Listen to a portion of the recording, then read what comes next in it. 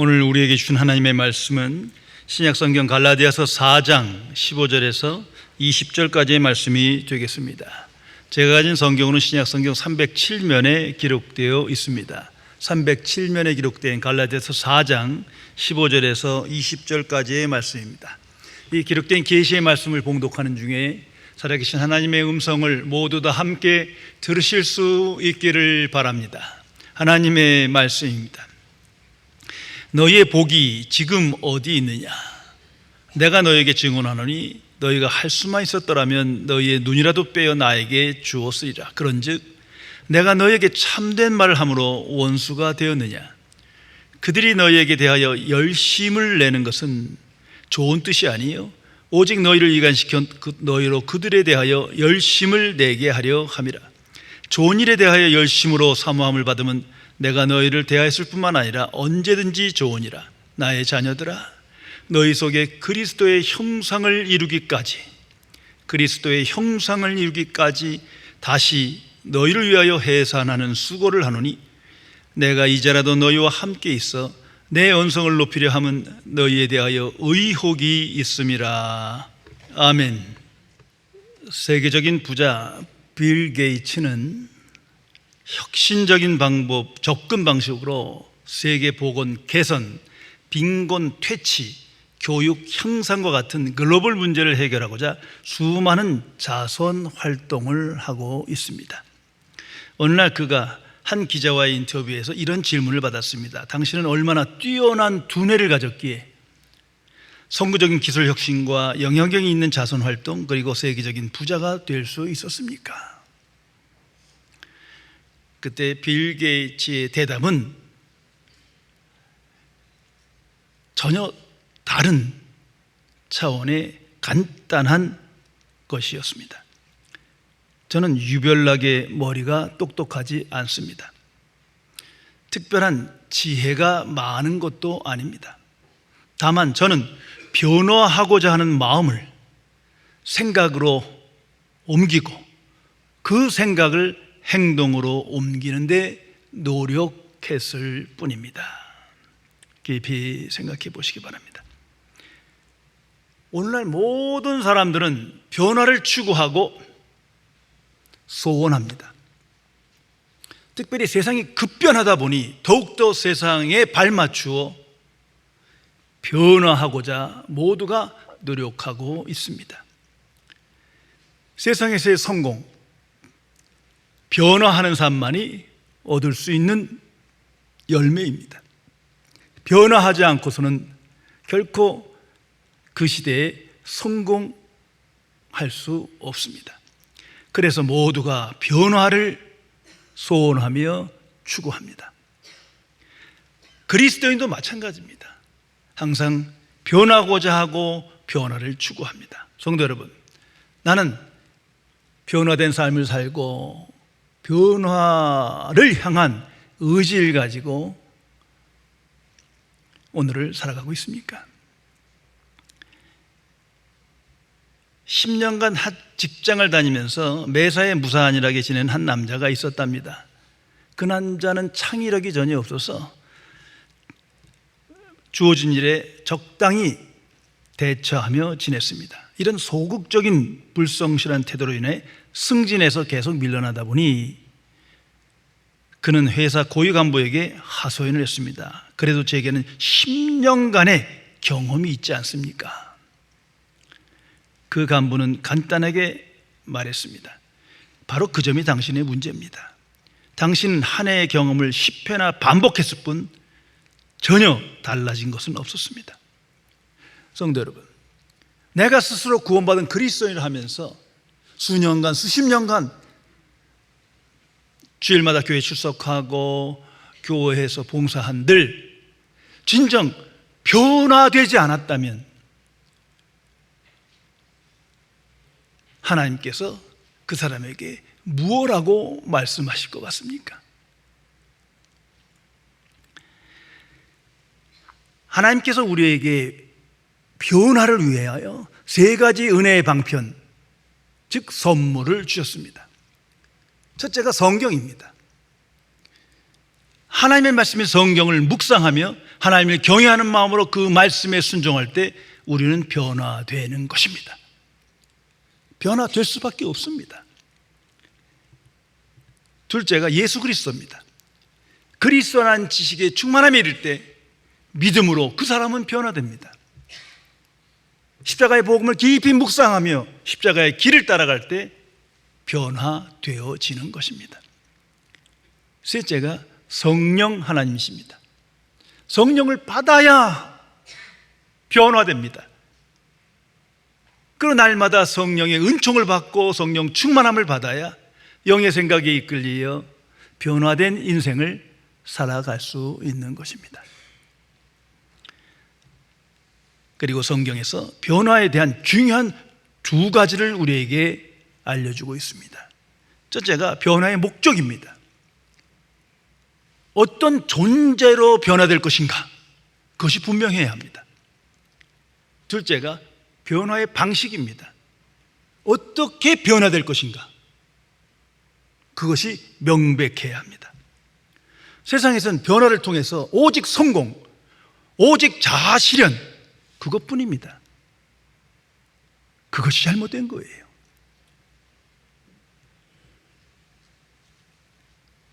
어떤 존재로의 변화냐, 또한 어떤 방식으로의 변화냐, 불분명하며 잘못된 가르침을 우리에게 줍니다.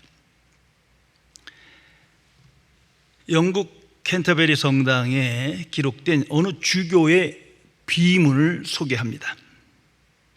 내 나이 20살 되었을 때 난 세상을 변화시키리라고 마음을 먹었습니다. 그러나 그것은 불가능하다는 것을 깨달았습니다.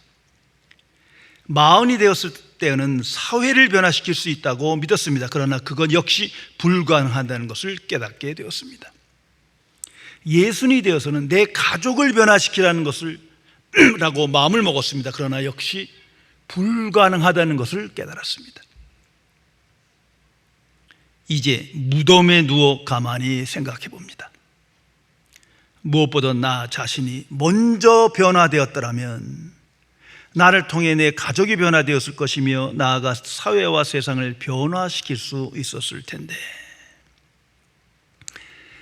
성도 여러분, 하나님의 말씀의 성경은 사람의 변화를 강조하고 약속합니다. 무엇보다도 나의 변화가 우선순위임을 항상 기억해야 합니다. 예수 그리스도 안에서 성령을 통하여 내가 변화되는 겁니다. 사람이 변화됩니다.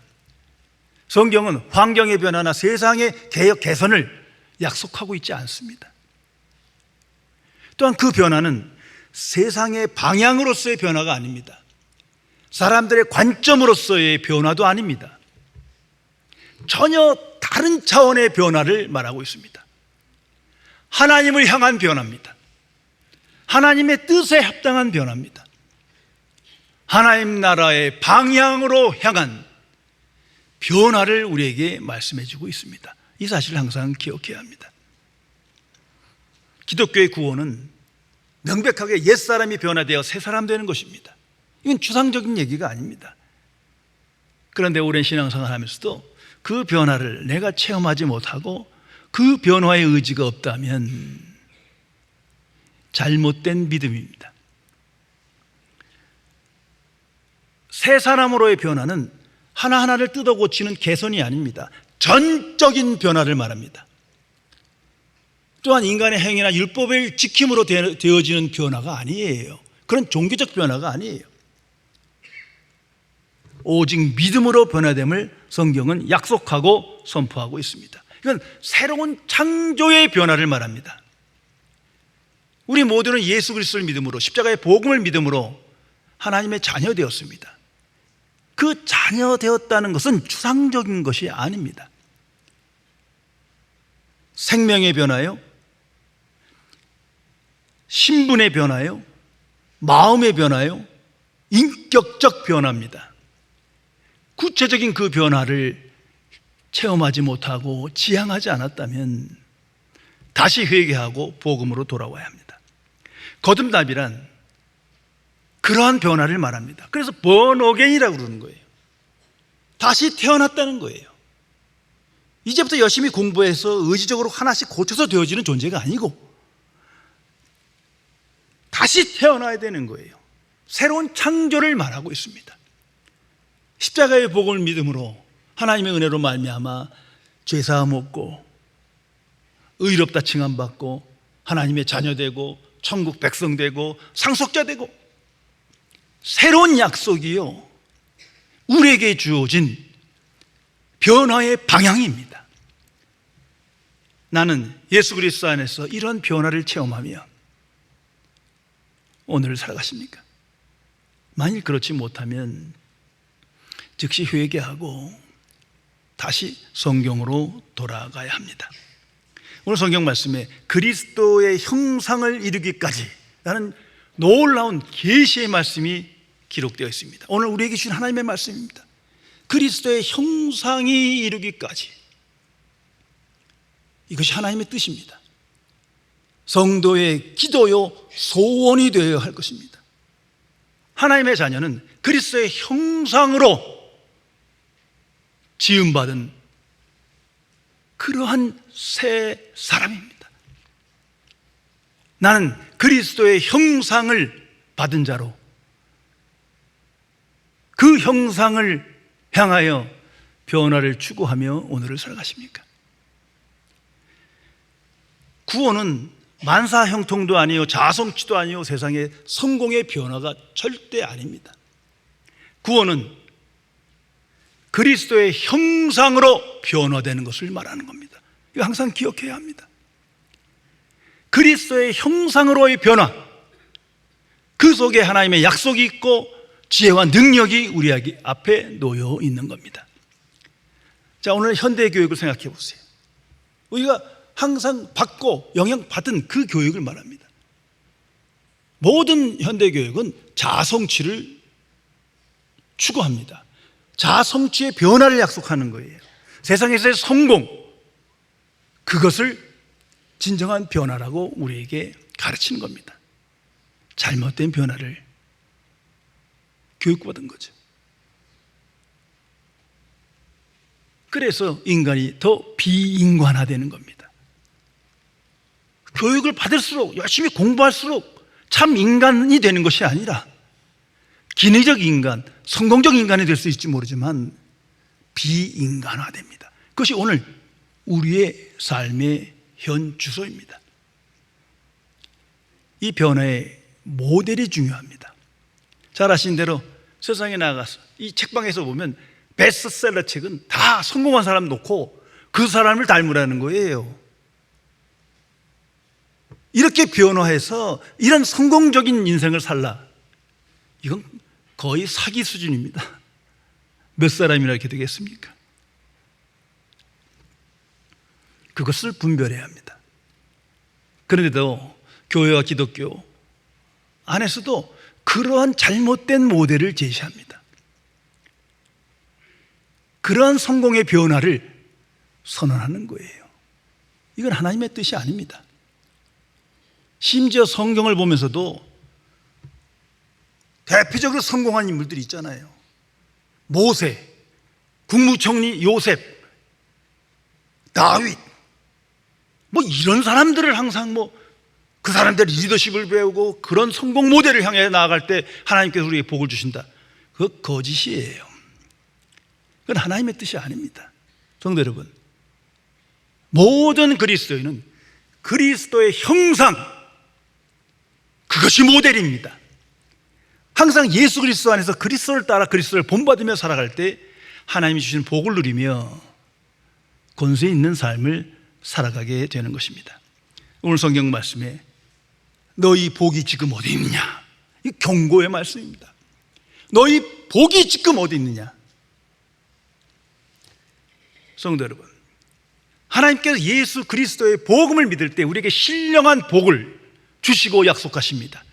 그 신령한 복을 받고 누림으로 우리는 하나님의 자녀가 되고 복 있는 사람이 되고 그리스도의 형상을 받은 자가 되는 거예요. 그래서 하나님의 복을 누리며 구별된 인생을 살아갑니다. 예수 믿고 처음 하나님의 은혜를 충만할 때 회개와 믿음으로 새로워집니다. 그리고 성도의 교제가 이루어지고 화평하며 봉사하며 참 선을 행합니다. 하나님 주신 복을 누리는 삶을 나타나게 됩니다. 갈라디아 교회도 마찬가지였어요. 그런데 시간의 질러 그 교회가 변질됩니다. 교인들의 삶 모습에 은혜와 화평이 깨어지고 서로 사랑함이 없어지고 보이는 건 다툼과 정죄와 비난으로 가득 찬 거예요. 그래서 성경은 말합니다. 너희가 받은 그 복이 어디에 갔느냐? 더 말하면 도대체 그렇게 살면서 스스로가 복 있는 자요 하나님의 자녀라 말할 수 있겠느냐? 라고 선언하는 것입니다. 왜 이러한 지경에 이 초대교회가 이르게 된 겁니까? 오늘도 왜 이러한 모습이 교회 안에 나타나게 된 겁니까? 성경은 그 답을 명료하게 줍니다. 먼저는 다른 복음에 끌려갔기 때문이에요. 아니다라고 말해야 되는데 그냥 무분별하고 영적 무지와 무감각 속에 끌려가는 거예요. 왜? 자기 소원, 자아실현이라는 그것이 있기 때문이에요. 잘못된 변화를 꿈꾸기 때문에 이게 맞아 떨어져 가는 거예요. 결국 복음이 파괴되고 복음의 은총이 실종되게 됩니다. 하나님이 주시는 복을 누릴 수가 없습니다. 모든 게 추상적이 될 뿐입니다. 더 나아가서 다른 복음을 전하다 보니까 율법주의에 빠집니다. 율법은 행위에 속한 자가 됩니다. 모든 것이 행위 중심에 변합니다. 그래서 내가 열심을 낼 때 다른 사람이 열심을 내지 않으면 저 사람이 무슨 교인이 저래? 비난하고 정죄합니다. 하나님의 은혜가 사라졌어요. 화평이 사라졌어요. 그리고 그 마음 중심에 잘못된 방향으로의 변화, 그것을 소원하며 나와서 예배하고 기도하면서 기다리는 거예요. 참으로 어처구니 없는 일입니다. 오늘도 우리 신앙생활하면서 그런 모습을 많이 봅니다. 전도도 열심히 하고 봉사도 열심히 하고 뭐 하나님 일도 많이 하는 것 같은데 도무지 은혜가 없어요. 평강이 없어요. 화평이 없어요. 계속 부정적인 생각을 가지고 저 사람 비난하고 저 사람 정죄하고 도대체 어쩌자는 거예요? 그 당사자에게 권면을 해도 알아듣지 못하더라고요. 그 뭐 기다려야지 할 수 없어요. 너희 복이 지금 어디 있느냐? 성도 여러분, 나는 하나님께서 주시는 복을 항상 누리며 기뻐하며 오늘을 살아가십니까?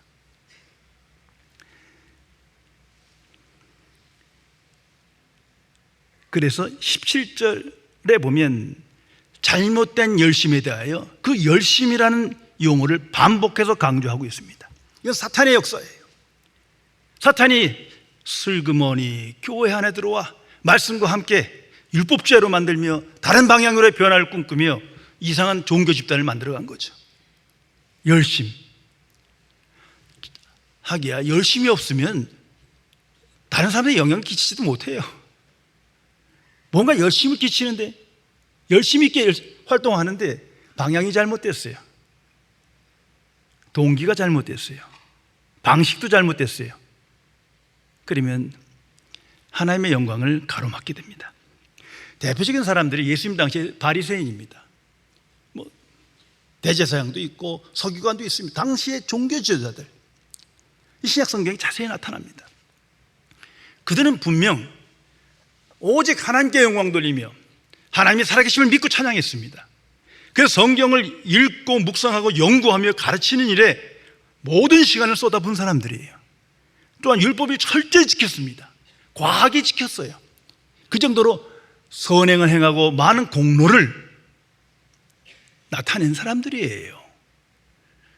도덕적으로는 흠이 없을 만큼 그렇게 열심을 갖고 살았습니다. 그런데 그들이 예수님을 잡아 죽입니다. 예수님을 십자가에 못 박습니다. 로마 사람들이 아니라 하나님을 믿는 하나님의 백성들이 그런 일을 했다고 성경은 기록합니다. 교회를 핍박합니다. 성도를 정죄하고 비난합니다. 하나님이 주신 복을 다 잃어버렸어요. 은혜를 망각했어요. 그런데도 무엇이 잘못된지를 몰라요. 특별히 대표적인 사람이 사울이에요. 이 서신을 기록한 바울의 회심 이전의 이름이었던 그는 대표적인 사람이었죠. 보통 열심히 있는 게 아니에요. 자기 지역뿐만 아니라 멀리 가서 몇 날 며칠을 가서 다메섹을 지나서 거기서 예수 믿는 사람을 죽이려고 교회를 핍박하려고 합니다. 어디부터 잘못된 겁니까? 열심히 문제가 아니에요. 로마서 10장 2절에 그는 말합니다. 이스라엘 백성이 열심은 있으나 지식이 없어서 망하는도다. 하나님을 향한 열심은 있는데 잘못된 열심이에요. 왜? 하나님의 뜻을 분별하지 못했어요. 성도 여러분, 나는 열심히 사나 정말 그 열심 속에 하나님의 뜻이 명백히 나타나 있습니까? 이 잘못된 열심처럼 무분별한 게 없어요. 스스로는 이것이 하나님의 뜻이다 믿는 거죠. 근데 그 뜻이 아닌 거예요. 그걸 알지 못하고 열심을 냅니다. 자기도 망하고 다른 사람에게도 큰 피해를 끼칩니다. 오늘날 그 대표적인 것 한 두 가지 살펴보면 연합운동이 그 중에 하나입니다. 많은 교파와 교단이 있으니까 하나가 되어야 됩니다. 하나되리 운동, 에큐메니컬 운동을 하지만 도무지 이해가 안 가요. 저는 아니 그렇게 분열시킨 건 사람인데 회개는 안 하고 자꾸 하나가 되지. 예수 그리스도 안에서 복음 안에서 십자가의 복음 안에서 하나 되는 거지. 그걸 떠나서 이거 다 묶어갖고 조직을 만들어서 뭐 회장 하나 만들고, 이건 사탄의 역사예요. 잘못된 열심이 교회의 위기를 초래합니다. 또한 설교에서 계속해서 이웃을 사랑합시다, 가난한 사람을 사랑합시다, 구제합시다, 봉사합시다, 전도합시다. 선한 것 같으나 이거 행위 중심이에요. 성도 여러분, 먼저 그리스도의 형상이 나타나야 돼요. 먼저 하나님의 사람이 되면 하지 말래도 전도하고 봉사하고 사랑하고 구제합니다. 그런데 계속 행위에 초점을 맞추고 그래야 복을 받고 여기서 빗나가는 거예요. 이건 하나님의 뜻을 왜곡한 잘못된 열심이에요. 항상 분별하며 살아가야 합니다. 13세기 하나님의 사람 아시스의 성 프란시스라는 인물이 있었는데 그분의 유명한 일화입니다. 그가 섬기는 수도원에서 금식 기간이 있었는데 누가 몰래 제자 중에 죽을 훔쳐서 먹은 거예요. 이게 발각됐어요. 그러니까 난리가 납니다. 제자들이 막 정죄하고 비난하면서 뭐 이런 괘씸한 놈이 있냐고 이런 게 제자라고 내쫓아야 된다고 아우성을 칩니다. 그때 프란시스가 말합니다. 다들 죽을 가져오너라, 우리 같이 먹자. 제자들이 너무 놀라서 그거 죄 아닙니까? 어떻게 금식 기간에 똑같은 일을 할 수 있습니까? 왜 그러십니까, 스승님? 그때 프란시스가 이렇게 대답했습니다. 죽 먹은 사람을 정죄하다가 있던 은혜도 다 없어지겠다. 이제 함께 죽을 먹고 하나가 되자. 성도 여러분, 그리스도의 형상, 이건 추상적인 얘기가 아닙니다. 그리스도의 형상, 그것이 회복되고 내 안에 나타내고 그것이 내 기도가 되어야 그 약속이 내 안에 성취되며 우리는 복이 있는 자로 승리하게 됩니다. 성도 여러분, 이 변화를 위해 이 변화의 의지를 가지고 믿음으로 살며 기도하며 주의 말씀을 따라 순종하고 계십니까? 저절로 되지 않습니다. 저절로 그리스도의 형상을 가진 자로 회복되는 거 아닙니다. 예수 믿고 자성취하는 것도 아니에요. 세상에서 성공하는 거 아니에요. 그리스도의 형상을 입은 자로 그 형상의 존재로 변화되는 겁니다. 예수 그리스도 안에서 연합하여 그리스도가 내게 진정 주가 될 때 그리스도의 형상이 나타나기 시작합니다.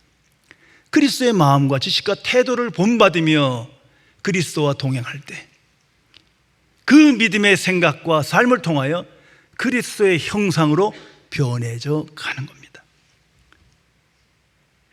창세기를 한번 생각해 보세요. 인간은 하나님의 형상으로 지음을 받았습니다. 그래서 하나님의 형상을 입었기에 창조주이신 하나님과 함께 교제하며 함께하며 바른 관계를 맺으며 복을 누렸어요. 그런데 사탄의 역사로 말미암아 죄를 범하고 하나님의 형상을 잃어버립니다. 그건 아담과 하와 때문이 아니에요. 모든 인류가 그 죄 중에 있는 한 그 형상을 잃어볼 수 없는 거예요. 그래서 하나님과 분리되고 하나님을 경외하지 않으면서 하나님의 말씀에 순종하지 않습니다. 하나님의 진노와 심판 아래 놓이게 됐어요. 세상이 어둠이 됩니다. 모든 인간이 이기적인 탐심과 정욕에 이끌려 살아갑니다. 자아성취, 거기에 집중하며 살아갑니다. 이러한 세상에 하나님께서 예수 그리스도를 보내신 겁니다. 십자가에 피 흘려 죽게 하셨습니다. 온 인류의 죄를 대속하기 위하여, 새로운 창조를 이루기 위하여 그렇게 행하신 겁니다. 이제 우리 그 복음을 믿음으로 우리는 새 사람 됩니다. 그 새 사람이란 그리스도의 형상을 입은 거예요. 하나님의 형상이 회복된 자로 변해지는 것을 말합니다. 그 약속이 내게 임함으로 나는 그 약속을 믿고 갈망하며 변화의 의지를 가지고 그리스도와 함께하면 그런 모습으로 변해져 가는 겁니다. 그런데 그리스도의 형상으로 변하고 싶은 마음이 전혀 없어. 내 마음대로 살고 내 뜻대로 되고 내 소원이 이루어져야 된다. 그런 변화는 성경에 전혀 약속되어 있지 않습니다. 어떻게 이런 변화, 그리스도의 형상으로 변화됨이 이루어집니까? 나의 열심과 노력, 행위 또는 율법을 지킴으로 전혀 아닙니다. 불가능한 겁니다. 가능한 길은 오직 하나입니다. 오직 믿음입니다. 정말 믿어야 합니다. 십자가의 복음을 믿는 자는 그리스도의 형상으로 새롭게 지음받았음을 믿어야 합니다. 그래야 그 삶의 과정에서 하나님 주신 복을 누리며 하나님과 바른 관계의 승리의 인생을 살아가게 됩니다. 18세기경에 오스트리아의 한 사교 모임에 성공한 예술가들이 대거 참석했습니다. 그 자리에 교향곡의 아버지인 하이든도 함께 했습니다. 참석자들이 각각 자기 작품을 자랑하며 설명하다가 한 가지 화제로 집중하게 됩니다. 어떻게 새로운 영감을 얻고 창조적인 아이디어를 얻고 내적인 힘을 얻는 비결이 무엇일까? 각자가 자기의 비결을 말합니다. 나는 여행을 가면서 힘을 얻고, 어떤 사람은 어떤 작품을 보고 오페라에 참석함으로써 더 큰 영감을 얻고, 어떤 사람은 책을 통해서 얻고, 어떤 사람은 실컷 잠을 통해서 얻는다고 각자의 비결을 말할 때 하이드는 이렇게 말했습니다. 전 집안에 작은 기도방을 하나 마련해 두었습니다. 그래서 피곤하거나 작품 구상이 되지 않을 때마다 그 방에 들어가서 기도를 합니다. 저는 이 방법으로 새로운 영감과 내적인 힘을 얻을 수 있었습니다. 저의 대표적인 천지창조 역시 이 방에서 기도한 그 기도의 결과입니다. 성도 여러분, 어떤 사람들은 제게 말씀하더라고요. 전 지혜를 달라고 사업도 성공하고 형통한 삶을 살기 위해서 지혜를 달라고 그렇게 매달리고 기도한대요. 근데 가만히 보면 아무것도 안 하는 것 같아요. 창의력이란 지능과 지식의 문제가 아닙니다. 창의력은 태도의 문제입니다.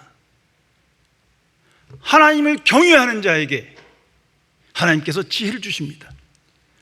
하나님을 의존하고 하나님 앞에 믿음으로 사는 자에게 하나님께서 총명을 주십니다. 하나님의 약속을 믿고